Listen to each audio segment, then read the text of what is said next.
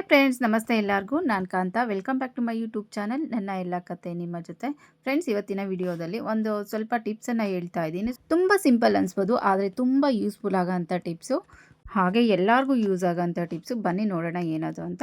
ಈಗ ನಮ್ಮ hand bag ಆಗಲಿ, ವ್ಯಾಲೆಟ್ ಆಗಲಿ, ಲಂಚ್ ಬ್ಯಾಗ್ ಆಗಲಿ, ಸ್ಕೂಲ್ ಬ್ಯಾಗ್ ಆಗಲಿ, ಕಾಲೇಜ್ ಬ್ಯಾಗ್ ಆಗಲಿ, ಯಾವುದೇ ಥರದ ಬ್ಯಾಗ್ ಆಗಲಿ ಜಿಪ್ ಇರೋ ಅಂಥದ್ದು, ಅದು ತೆಗೆಯೋದಕ್ಕೂ ಆಗಲ್ಲ, ಹಾಕೋದಕ್ಕೂ ಆಗಲ್ಲ. ಆ ಥರ ಅಲ್ಲೇ ಸ್ಟ್ರಕ್ ಆಗಿಬಿಡುತ್ತದೆ. ಅದೆಲ್ಲ ರಸ್ಟ್ ಇಟ್ಬಿಟ್ಟು ಒಂಥರ ಆಗ್ಬಿಟ್ಟಿರುತ್ತೆ. ಅಂದರೆ ಆ ಜಿಪ್ಪು ತೆಗಿಯೋದಕ್ಕೂ ಆಗಲ್ಲ, ಹಾಕೋಕ್ಕೂ ಆಗಲ್ಲ, ಆ ಥರ ಆಗ್ಬಿಟ್ಟಿರುತ್ತೆ.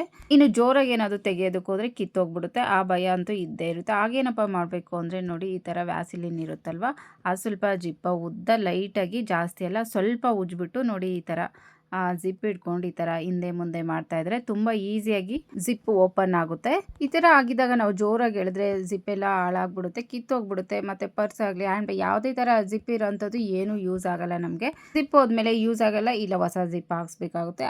ಅದಕ್ಕೆ ಬದಲಾಗಿ ಈ ಐಡಿಯಾನ ಮಾಡ್ಬೋದು. ಹಾಗೆ ಜಿಪ್ ಇರೋಂಥ ವಸ್ತುಗಳನ್ನ ನಾವು ಎಷ್ಟೆಲ್ಲ ಬಳಸ್ತೀವಿ ಅಲ್ವಾ.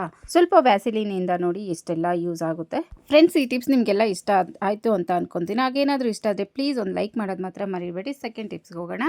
ಇನ್ನೊಂದು ಟಿಪ್ಸ್ ಏನಪ್ಪ ಅಂದರೆ, ನಾವು ವಾಚ್ ಹಾಕ್ಕೊಬೇಕಾಗುತ್ತೆ. ಮನೇಲಿ ಯಾರೂ ಇರಲ್ಲ, ಎಲ್ಪ್ ಮಾಡೋರು ಇರಲ್ಲ. ನೋಡಿ, ಈ ಥರ ಹಾಕ್ಕೊಳ್ಳೋಕೆ ಹೋದರೆ ಅದು ವಾಚನ್ನ ಲಾಕ್ ಮಾಡೋದಕ್ಕಾಗಲ್ಲ, ಅದು ಬಿದ್ದೋಗ್ತಾ ಇರುತ್ತೆ. ಆಗೇನಪ್ಪ ಮಾಡಬೇಕು ಅಂದರೆ, ಒಂದು ಬಳೆ ಹಾಕ್ಕೊಬೇಕು.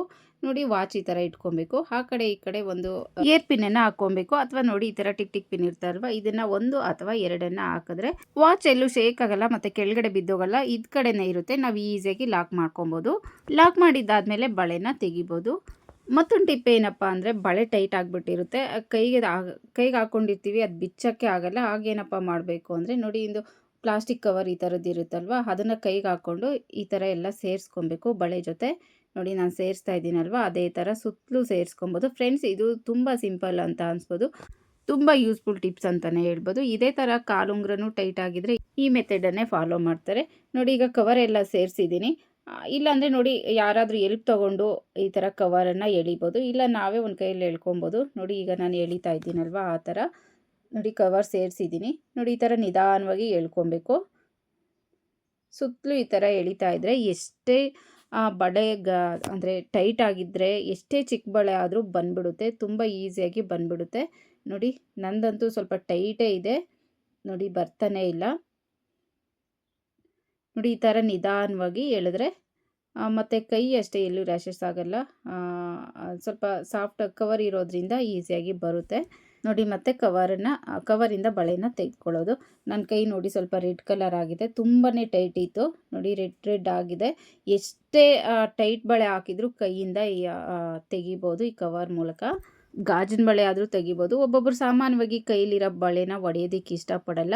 ಹಿಂದಿನ ಕಾಲದವರೆಲ್ಲ ಅದೇ ಥರ. ನಮ್ಮಮ್ಮ ಆ ಏಜ್ನವರೆಲ್ಲ, ನಮ್ಮಮ್ಮನೂ ಅಷ್ಟೇ, ಕೈಯಲ್ಲಿ ಬಳೆ ಇದ್ದರೆ ಎಷ್ಟು ಹಳೆ ಬಳೆ ಆದರೂ ಒಡಿಸಲ್ಲ, ಅದ್ರ ಜೊತೆನೇ ಬಳೆ ಹಾಕ್ಕೊತಿರ್ತಾರೆ, ಇನ್ನು ತೆಗಿಯೋಕ್ಕಾಗಲ್ಲ ಅಂತ. ಆಗ ನಾವು ಇದೇ ಥರನೇ ಮಾಡೋದು.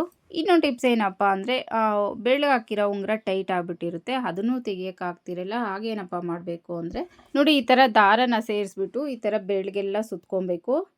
ಫಸ್ಟು ರಿಂಗಿಗೆಲ್ಲ ಅಂದರೆ ಉಂಗುರಕ್ಕೆಲ್ಲ ದಾರ ಒಂದು ಸೇರಿಸ್ಬಿಟ್ಟು ಸ್ವಲ್ಪ ಗಟ್ಟಿ ದಾರನೇ ಹಾಕಬೇಕು. ಯಾಕೆ ಅಂದರೆ ಅದು ತೆಗಿಯೋವಾಗ ಎಳೆಯುವಾಗ ಕಿತ್ತೋಗಬಾರ್ದು. ವೈರ್ ಥರ ಇರೋ ದಾರನೂ ಹಾಕಬಾರ್ದು. ಹೂ ಕಟ್ಟೋದೇ ಇರುತ್ತಲ್ವ, 2 ಎಳೆ, 3 ಎಳೆ, 4 ಎಳೆ, 5 ಎಳೆ, ಆ ಥರ ದಾರ ಎಲ್ಲ ಬರುತ್ತಲ್ವ, ಅದರಲ್ಲಿ ಒಂದು 2 ಎಳೆ ಇರೋ ದಾರ ಹಾಕಿದ್ರೆ ಆಯಿತು, ಹಸಿ ದಾರನ. ನೋಡಿ, ಆಗ ಕೈಗೂ ಏನು ಡ್ಯಾಮೇಜ್ ಆಗೋಲ್ಲ, ಉರಿಯೋದು ಆ ಥರ ಏನೂ ಆಗೋಲ್ಲ. ಅದನ್ನು ಈ ಥರ ಸುತ್ತಬಿಟ್ಟು ನೋಡಿ, ಒಂದೊಂದೇ ಎಳೆನ, ಒಂದೊಂದೇ ರೌಂಡನ್ನ ಈ ಥರ ಬಿಚ್ಕೊಂಡು ಸ್ವಲ್ಪ ಮುಂದಕ್ಕೆ ಎಳ್ಕೊಂಡು ಬರ್ತಾಯಿದ್ರೆ ಉಂಗುರ ಆರಾಮಾಗಿ ಬೆರಳಿಂದ ಆಚೆ ಬರುತ್ತೆ. ಈಸಿಯಾಗಿ ಉಂಗುರನ ರಿಮೂವ್ ಮಾಡ್ಬೋದು. ನೋಡಿ, ಎಷ್ಟು ಚೆನ್ನಾಗಿ ಬರ್ತಾ ಇದೆ ಅಂತ. ಫ್ರೆಂಡ್ಸ್, ಈ ಉಂಗುರ, ನನ್ನ ಉಂಗುರ ಅಂತೂ ನಾನು ಹಾಕ್ಕೊಂಡಿರೋದು ಅಷ್ಟೊಂದು ಟೈಟ್ ಏನಿಲ್ಲ. ನಾನು ಇದು ತೋರಿಸೋದಕ್ಕೋಸ್ಕರ ಹಾಕ್ಕೊಂಡಿದ್ದೀನಿ ಅಷ್ಟೇ. ಸ್ವಲ್ಪ ಅಷ್ಟೊಂದು ಟೈಟ್ ಇಲ್ಲ, ನಾರ್ಮಲಾಗಿ ನನಗೆ ಎಷ್ಟು ಯಾವ ಸೈಜ್ ಬೇಕೋ ಅಷ್ಟಿದೆ. ಇದು ಟಿಪ್ಸ್ ಹೇಳೋದಕ್ಕೆ ಮಾತ್ರ ಈ ಥರ ಮಾಡ್ತಾ ಇದ್ದೀನಿ ಅಷ್ಟೇ. ನೋಡಿ, ಈ ಥರ ದಾರದ ಸಹಾಯದಿಂದ ಈಸಿಯಾಗಿ ಉಂಗುರನ ಬೆರಳಿಂದ ರಿಮೂವ್ ಮಾಡ್ಬೋದು. ಫ್ರೆಂಡ್ಸ್, ಇನ್ನೊಂದು ಟಿಪ್ಸ್ ಏನಪ್ಪ ಅಂದರೆ, ಸೂಜಿಗೆ ನಾವು ಒಂದು ಎಷ್ಟು ಎಳೆ ದಾರ ಬೇಕಾದರೂ ಈಸಿಯಾಗಿ, ತುಂಬ ಈಸಿಯಾಗಿ ಹಾಕ್ಬೋದು.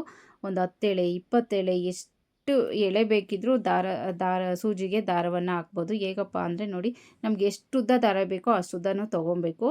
ನಾನು ಇಲ್ಲಿ ಸ್ವಲ್ಪ ಹಾಕ್ತಾಯಿದ್ದೀನಿ, ಜಾಸ್ತಿ ಉದ್ದ ಹಾಕ್ತಾಯಿಲ್ಲ. ನಮ್ಗೆ ಎಷ್ಟು ಉದ್ದ ಬೇಕೋ ಅಷ್ಟು ಉದ್ದ ಫಸ್ಟು 2 ಎಳೆ ದಾರನ ತೊಗೊಂಡು ನಾವು ಎಲ್ಲಿಗೆ ಸ್ಟಾಪ್ ಮಾಡ್ತೀವೋ ಅಲ್ಲಿ ಒಂದು 2 ಗಂಟನ್ನು ಹಾಕ್ಕೊಬೇಕು. ನೋಡಿ, ಈ ಥರ 2 ಅಥವಾ 3 ಗಂಟನ್ನು ಹಾಕ್ಕೊಬೇಕು. ನೋಡಿ ನಾನು 2 ಗಂಟೆ ಹಾಕಿದ್ದೀನಿ. ನೋಡಿ ನಾನು ಇಷ್ಟು ಉದ್ದ ತೊಗೊಂಡಿದ್ದೀನಿ ಅಷ್ಟೇ, ತುಂಬ ತೋರಿಸೋದಕ್ಕೆ ಮಾತ್ರ ಒಂದು ಸ್ವಲ್ಪ ತೊಗೊಂಡಿದ್ದೀನಿ. ಇದು ತುಂಬ ಲೆಂತಿಯಾಗಿ ಏನು ತೊಗೊಂಡಿಲ್ಲ, ನಾನು ಇಷ್ಟು ತೊಗೊಂಡಿದ್ದೀನಿ. ಈಗ ಏನೂ ಇಲ್ಲ, ಅದನ್ನು ಗಂಟು ಹಾಕಿದೆ ನೋಡಿ, ಸೂಜಿಯಿಂದ ಈ ಥರ ಎಳ್ಕೊಂಬರ್ತಾ ಇದ್ರೆ ಸಾಕು. ನೋಡಿ ಈ ಥರ ಬರ್ತಾ ಇರುತ್ತೆ. ಎಷ್ಟು ಎಳೆ ಬೇಕಾದರೂ ದಾರನ ನಾವು ಮಾಡ್ಕೊಬೋದು, ಸೂಜಿಗೆ ಏರಿಸ್ಬೋದು ಒಂದೇ ಸರಿಗೆ. ಒಂದು ಸಾರಿ 2 ಸಾರಿ ತೆಗಿಯೋವರೆಗೂ ಆ ಗಂಟೆಲ್ಲ ಸ್ವಲ್ಪ ಅಡ್ಡ ಬಂದಂಗೆ ಆಗುತ್ತೆ. ಒಂದು 3 ಎಳೆ 4 ಎಳೆ ತೆಗ್ದಿದ ತಕ್ಷಣ ಈಸಿಯಾಗೆ ಬರುತ್ತೆ.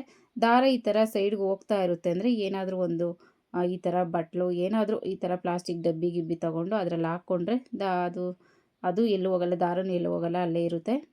ನೋಡಿ ಈ ಥರ ಒಂದೊಂದೇ ಎಳೆನ ಎಳ್ಕೊತಾ ಇದ್ದರೆ ಎಷ್ಟು ಎಳೆ ಬೇಕಾದರೂ ಹಾಕ್ಕೊಬೋದು ಸೂಜಿಗೆ ದಾರನ. ತುಂಬ ಈಸಿಯಾಗಿ ಹಾಕೋವಂಥದ್ದು ಇದು. ಎಳೀತಾ ಇದ್ದರೆ ಬರ್ತಾನೆ ಇರುತ್ತೆ. ಫುಲ್ ಈ ದಾರನೇ ಖಾಲಿ ಆಗೋಷ್ಟು ಬೇಕಿದ್ದರೆ ಹಾಕ್ಕೊಬೋದು, ಆದರೆ ಸೂಜಿ ಅದು ಹೋಲ್ ಸಾಕಾಗಲ್ಲ. ನೋಡಿ ನಾನು ಸುಮಾರು ಒಂದು 10-15 ಎಳೆಯಷ್ಟು ದಾರನ ಹಾಕಿದ್ದೀನಿ. ನೋಡಿ ಹಿಂಗೆ ಎಳೀತಾ ಇರೋದಷ್ಟೇ, ಎಷ್ಟು ಉದ್ದ ಬೇಕಾದರೂ ಹಾಕ್ಕೊಬೋದು. ನಾನು ತೋರಿಸೋದಕ್ಕೋಸ್ಕರ ಸ್ವಲ್ಪ ಉದ್ದ ಹಾಕಿದ್ದೀನಿ, ಜಾಸ್ತಿ ಏನು ಹಾಕಿಲ್ಲ. ತುಂಬ ಉದ್ದ ಹಾಕಿದ್ರೆ ಗಂಟು ಬಿದ್ದುಬಿಡುತ್ತೆ, ನೋಡಿಕೊಂಡು ನಿಧಾನವಾಗಿ ಮಾಡಬೇಕಾಗುತ್ತೆ. ನೋಡಿ ಎಳೀತಾ ಇದ್ದರೆ ಬರ್ತಾ ಇರುತ್ತೆ. ಫ್ರೆಂಡ್ಸ್, ಈ ಟಿಪ್ಸು ನಿಮ್ಗೆ ಇಷ್ಟ ಆಯಿತು ಅಂತ ಅಂದ್ಕೊತೀನಿ. ಇಷ್ಟ ಆದರೆ ಲೈಕ್ ಮಾಡೋದು ಮಾತ್ರ ಮರಿಬೇಡಿ.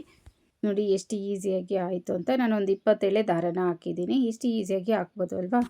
ಇನ್ನೊಂದು ಟಿಪ್ಸ್ ಏನಪ್ಪ ಅಂದರೆ ಫ್ರೆಂಡ್ಸ್, ನಾವು ಕಿಟಕಿಗಾಗಲಿ ಬಾಗಿಲಿಗಾಗಲಿ 2 ಸ್ಕ್ರೀನನ್ನು ಬಿಟ್ಟಿರ್ತೀವಿ. ನೋಡಿ ಈ ಥರ 2 ಬಿಟ್ಟಿದ್ರೆ ಮತ್ತೆ ಓಪನ್ ಕಾಣ್ತಾ ಇರುತ್ತೆ. ಆ ಥರ ಓಪನ್ ಕಾಣಬಾರ್ದು ಅಂತ ಅಂದರೆ ಏನಪ್ಪ ಮಾಡಬೇಕು ಅಂದರೆ, ನೋಡಿ ಒಂದು ಕರ್ಟನ್ ಹಾಕಿದ್ದೀನಿ, ಒಂದನ್ನು ತೆಗ್ದಿದ್ದೀನಿ. ಒಂದು ಕರ್ಟನ್ ಹಾಕಿ ಮಧ್ಯೆ ಒಂದು ರಿಂಗ್ ಇರುತ್ತಲ್ವ, ಅದು ಸೇರಿಸೋದು, ಹ್ಯಾಂಗರ್ಗೆ ಸೇರಿಸೋದು, ಅದನ್ನು ತೆಗ್ದಿದ್ದೀನಿ. ಮತ್ತು 2ನೇ ಕರ್ಟನ್ದ ಒಂದು ರಿಂಗನ್ನು ಹಾಕ್ತಾಯಿದ್ದೀನಿ. ಅದನ್ನು ಹಾಕ್ಬಿಟ್ಟು ಫಸ್ಟ್ ಹಾಕಿರೋ ಕರ್ಟನ್ದ ಲಾಸ್ಟ್ ರಿಂಗನ್ನು ಹಾಕ್ತಾಯಿದ್ದೀನಿ. ಹಾಕ್ಬಿಟ್ಟು 2ನೇ ಕರ್ಟನ್ನ ಈ ಥರ ಸೇರಿಸೋದು. ಫ್ರೆಂಡ್ಸ್ ನೋಡಿ ಈ ಥರ ಎಲ್ಲದನ್ನು ಸೇರಿಸಿದ್ರೆ ಮಧ್ಯೆ ಓಪನ್ ಅನ್ನೋದು ಬರಲ್ಲ. ಒಂದೇ ಕರ್ಟನ್, ಸಿಂಗಲ್ ಕರ್ಟನ್ ಥರ ಕಾಣ್ತಾ ಇರುತ್ತೆ. ಹಾಗೆ ನೋಡೋದಕ್ಕೂ ಅಷ್ಟೇ ತುಂಬಾ ಚೆನ್ನಾಗಿರುತ್ತೆ. ತುಂಬ ಸಿಂಪಲ್ ಅಂತ ಅನಿಸ್ಬೋದು, ಆದರೆ ತುಂಬ ಯೂಸ್ಫುಲ್ ಟಿಪ್ಸ್ ಅಂತಲೇ ಹೇಳ್ಬೋದು. ಚಿಕ್ಕ ವಿಷಯ ಆಗ್ಬೋದು, ಚಿಕ್ಕ ವಸ್ತು ಆಗ್ಬೋದು, ಯಾವಾಗಲೂ ನಮಗೆ ಚಿಕ್ಕ ವಿಷಯಗಳೇ ತುಂಬ ಮ್ಯಾಟರ್ ಆಗೋದು, ತುಂಬ ಯೂಸ್ ಆಗೋದು ಅಂತ ಹೇಳ್ಬೋದು.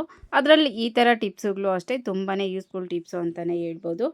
ಇನ್ನೊಂದು ಟಿಪ್ಸ್ ಏನಪ್ಪ ಅಂದರೆ ತುಂಬ ಸಿಂಪಲ್ ಅಂಡ್ ಲಾಸ್ಟ್ ಟಿಪ್ಸ್ ಅಂತಲೇ ಹೇಳ್ಬೋದು. ಕಾಫಿ ಪೌಡರನ್ನು ಓಪನ್ ಮಾಡ್ತೀವಿ, ಎಷ್ಟು ಬೇಕೋ ಅಷ್ಟು ಯೂಸ್ ಮಾಡ್ಕೊತೀವಿ. ಮಿಕ್ಕಿದ್ದು ಅದೇ ಥರ ಓಪನ್ ಆಗಿಟ್ರೆ ಅದು ಗಟ್ಟಿ ಆಗಿಬಿಡುತ್ತೆ. ಆಗೇನಪ್ಪ ಮಾಡಬೇಕು ಅಂದರೆ, ನೋಡಿ ಕಾಫಿ ಪಾತ್ರೆನೋ ಅಥವಾ ಏನೋ ಸ್ಟವ್ ಮೇಲೆ ಇಟ್ಟಿರ್ತೀವಿ, ಆ ಬಿಸಿ ಪಾತ್ರೆಗೆ ನೋಡಿ ಈ ಥರ ಇಟ್ಬಿಟ್ಟು ಬೆಡ್ಲಲ್ಲಿ ಈ ಥರ ಅಂದರೆ ಸಾಕು, ಅದು ಫ್ರೆಶ್ ಆಗಿ ಅದೆಲ್ಲ ಕ್ಲೋಸ್ ಆಗುತ್ತೆ. ನಾವು ಎಷ್ಟು ದಿನ ಬೇಕೋ ಅಷ್ಟು ದಿನ ಸ್ಟೋರ್ ಮಾಡ್ಕೊಬೋದು, ಅದು ಗಟ್ಟಿ ಆಗಲ್ಲ. ಅದರಲ್ಲೂ ಇನ್ಸ್ಟೆಂಟ್ ಕಾಫಿ ಪೌಡರ್ ಓಪನ್ ಮಾಡಿದ ತಕ್ಷಣ ಗಟ್ಟಿ ಆಗಿಬಿಡುತ್ತೆ. ಫ್ರೆಂಡ್ಸ್, ಈ ಟಿಪ್ಸ್ ಎಲ್ಲ ನಿಮ್ಗೆ ಇಷ್ಟ ಆಯಿತು ಅಂತ ಅಂದ್ಕೊತೀನಿ. ಹಾಗೇನಾದರೂ ಇಷ್ಟ ಆದರೆ please like, share, comment, subscribe ಮಾಡ್ಕೊಂಡು ಸಪೋರ್ಟ್ ಮಾಡಿ. Thank you.